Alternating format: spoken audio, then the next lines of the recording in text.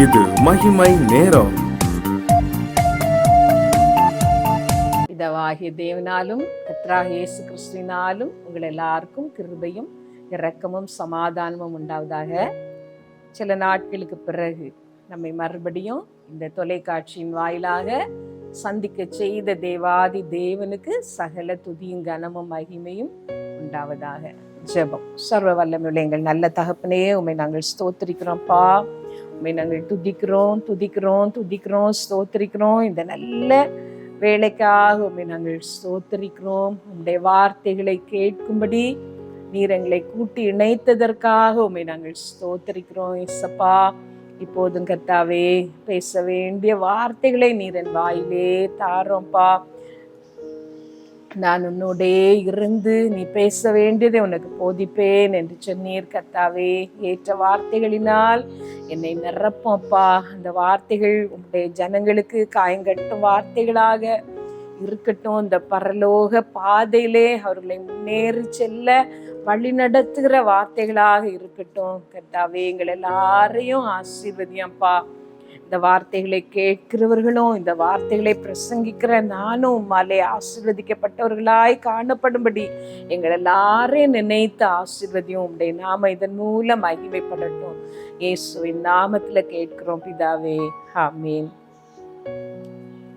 செய்திக்கு முன்னால ஒரு வசனம் நான் வாசிக்கிறேன். லூக்கா 11வது அதிகாரம் 17வது வசனம். லூக்கா 11:17. அவர்களுடைய சிந்தனைகளை அவர் அறிந்து அவர்களை நோக்கி, தனக்கு தானே விரோதமாய் பிரிந்திருக்கிற எந்த ராஜ்யமும் பாழாய்ப்போம், தனக்கு தானே விரோதமாய் பிரிந்திருக்கிற எந்த வீடும் விழுந்து போம்.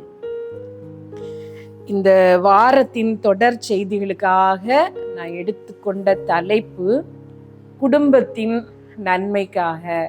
கர்த்தர் நம்ம எல்லாரையும் ஒரு குடும்பத்திலே வைத்திருக்கிறார். நமக்கென்று ஒரு வீடு, நமக்கென்று ஒரு வாழ்க்கை, நமக்கென்று ஒரு குடும்பம் தந்து கர்த்தர் நம்மை ஆசீர்வதித்திருக்கிறார். இந்த குடும்ப வாழ்க்கையிலே ஏற்ற தாழ்வுகள் உண்டு, நிறைவுகள் குறைகள் உண்டு. எல்லாம் நிறைவாக இருப்பது தான் குடும்பம் என்று நான் சொல்ல வரவில்லை. கர்த்தர் நம்மை வைத்திருக்கிற வீடு, நமக்கு அருமையானவர்கள் ஆசீர்வதிக்கப்படும்படி நாம் செய்ய வேண்டிய காரியங்கள், உலகத்துக்காக நாம் செய்கிற காரியங்கள் உண்டு, நம்முடைய வேலைக்காக செய்கிற காரியங்கள் உண்டு, நம்முடைய குடும்பத்துக்காக நாம் செய்கிற காரியங்களும் உண்டு. நாம் எதையெல்லாம் செய்யலாம், நாம் எதையெல்லாம் செய்யும் பொழுது நம்முடைய குடும்பம் ஆசீர்வதிக்கப்படும், அவர்களோடு கூட நாமும் சந்தோஷமாக இன்பமாக வாழலாம் என்பதை பற்றி வேதத்தின் அடிப்படையில், வேதத்திலே நிறைய குடும்பங்களை நாம் பார்க்கிறோம். அந்த வேதத்தின் குடும்பங்களின் அடிப்படையிலே உங்களோடு சில காரியங்களை பகிர்ந்து கொள்ளலாம் என்று நான் யோசித்தேன். இதை கேட்கிற நீங்களும் கூட ஆண்டவர் உங்களுக்கு தந்திருக்கிற குடும்பத்திற்காக, உங்கள் பிள்ளைகளுக்காக, புருஷனுக்காக, பெற்றோருக்காக, சகோதர சகோதரிகளுக்காக, அத்தை மாமா பெரியம்மா பெரியப்பா எல்லாருக்காகவும் ஆண்டவருக்கு மனதார நன்றி சொல்லுங்கள். நீங்களாக தெரிவு செய்யாமல் உங்களுக்கு ஏற்றது என்று கர்த்தரே தெரிவு செய்து தந்த குடும்பம், அதற்காக ஆண்டவருக்கு நன்றி சொல்லுங்கள். ஏனென்றால் கர்த்தர் நமக்கு தெரிவு செய்து தருவது மிகச் சிறந்ததாகத்தான் இருக்க முடியும். மிகச் சிறந்ததைத்தான் நமக்கு அவர் தருகிறவர். ஆகவே உங்களுக்கு அருமையானவர்களுக்காக நன்றி சொல்லிவிட்டு இந்த செய்தியை கேளுங்கள். வேதத்திலே நாம் பார்க்கும் பொழுது முதல் குடும்பம் ஆதாம் ஏவாளின் குடும்பம். கர்த்தர் ஆதாமையும் ஏவாளையும் சிருஷ்டிப்பதற்கு முன்பாக இந்த அழகான உலகத்தை சிருஷ்டித்தார் என்று நாம் பார்க்கிறோம். இந்த முழு உலகத்தையும் அவர் வார்த்தையினாலே உருவாக்கினார்.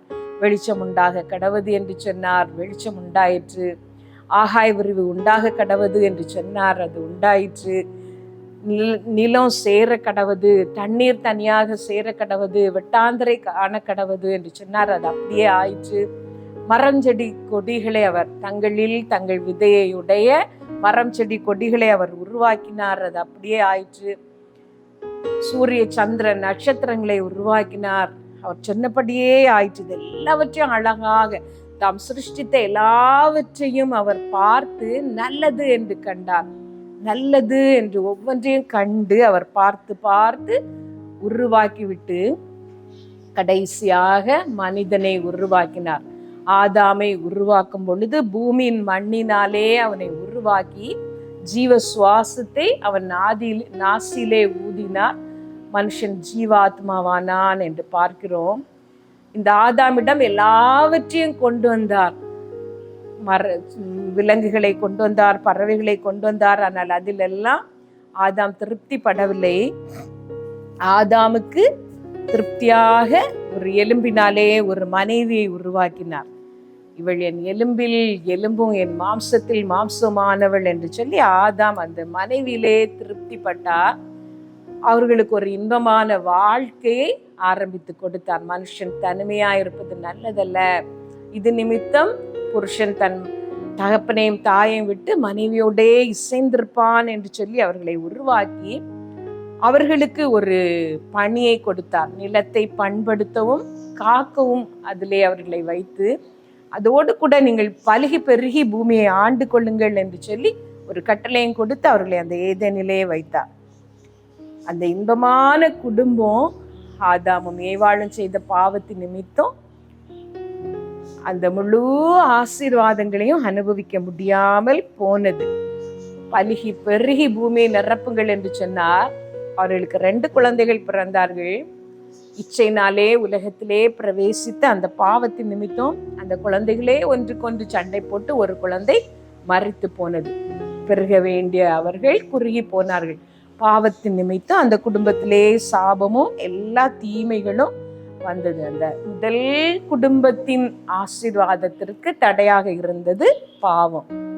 இந்த செய்தியை கேட்கிற நீங்களும் கூட உங்கள் குடும்பம் ஆசீர்வதிக்கப்பட வேண்டும் என்று நீங்கள் விரும்புகிறீர்களானால் முதலாவது நீங்கள் செய்ய வேண்டிய காரியம் பாவத்தை வெறுக்கிற ஒரு இருதயத்தை நீங்கள் ஏற்றுக்கொள்ள வேண்டும்.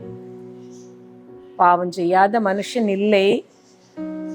ஆனால் பாவம் செய்யாமல் வாழ ஒரு இருதயத்தை நீங்கள் விரும்ப வேண்டும். ஆண்டவருடைய சமூகத்திலே போய், ஆண்டவரே என்னுடைய ஜென்ம பாவங்கள், என் தாய் என்னை பாவத்தில் கர்ப்பந்தரித்தாள் என்று சொல்லி என்னோடு கூட வந்த அந்த பாவங்கள், நான் செய்கிற என்னுடைய கர்ம பாவங்கள் எல்லாவற்றையும் நீக்கி என்னை பரிசுத்தமாக்கும், ஒரு பரிசுத்தமான வாழ்க்கை வாழ விரும்புகிறேன் என்று சொல்லி நீங்கள் அவரிடமே வர வேண்டும். இதுதான் முதல் காரியம். பாவம் நீக்கப்படும் பொழுது அதனால் வருகிற சாபங்களும் ஆசீர்வாத குறைவுகளும் உங்கள் குடும்பத்தை விட்டு நீங்கும். குடும்பத்திலே கஷ்டத்தையும் துன்பத்தையும் அனுபவிக்கிற நீங்கள் முதலாவது செய்ய வேண்டிய காரியம், கர்த்தருடைய கல்வாரின் சிலுவையின் கீழ் வந்து உங்களுடைய இரத்தத்தை இல்லாமல் எனக்கு வேற கதி இல்லை ஆண்டவரே, அந்த கல்வாரி ரத்தம் மாத்திரம்தான் என்னுடைய பாவங்களை போக்க முடியும், என் பாவங்கள் போக என்னை கழுவ முடியும். என்னுடைய மீறுதல்களின் நிமித்தம் நீர் காயப்பட்டீர், என்னுடைய அக்கிரமங்களின் நிமித்தம் நீர் நொறுக்கப்பட்டீர், எனக்கு சமாதானத்தை உண்டு பண்ணும் ஆக்கினை உண்மையில் வந்தது, உங்களுடைய இரத்தத்தினால் என்னை கழுவும், உங்களுடைய தழும்புகளால் நான் சுகமாகட்டும் என்று கேளுங்கள். ஒரு நிமிடம் எல்லாரும் கண்களை மூடி ஆண்டவரை நோக்கி பார்த்து, ஆண்டவரே என்னுடைய குடும்பம் ஆசீர்வதிக்கப்பட வேண்டும், நான் வாழ்கிற இந்த உலக வாழ்க்கை ஆசீர்வாதமாக மாற வேண்டும், நீர் விரும்புகிறபடி அது மாற வேண்டும். கர்த்தாவே என்னுடைய குடும்பத்திலே இருக்கிற எல்லா வேதனைகளும் சாபங்களும் நீங்கும்படி முதலாவது என்னை கழுவும், என் குடும்பத்தை ஆசீர்வதியும் என்று கேளுங்கள். ஆண்டவரே அந்த சிலுவையின் இரத்தத்தினால் என்னை கழுவும் என்று கேளுங்கள். ஹல்லேலூயா, ஹல்லேலூயா, ஹல்லேலூயா. எங்கள் நல்ல தகப்பனே, நாங்கள் எல்லாரும் தாழ்த்தி வருகிறோம்ப்பா. எங்கள் குடும்பங்களிலே நாங்கள் அனுபவிக்கிற வேதனைகளிலிருந்து நாங்கள் விடுதலை ஆகும்படிக்கு உங்களுடைய திரு ரத்தம் எங்கள் பாவங்கள் போக எங்களை கழுவ நாங்கள் ஜெபிக்கிறோம். உங்கள் பாவங்கள் சிவேரென்று இருந்தாலும் அது பஞ்சை போல் ஆகும் என்று சொன்னீர். அப்படி வெண்மையாக எங்களை மாற்றும் உங்களுடைய கரத்திலே எங்களை தருகிறோம். இயேசுவின் நாமத்தில் ஜெபிக்கிறோம் ஜீவனுள்ள எங்கள் நல்ல பிதாவே, ஆமென்.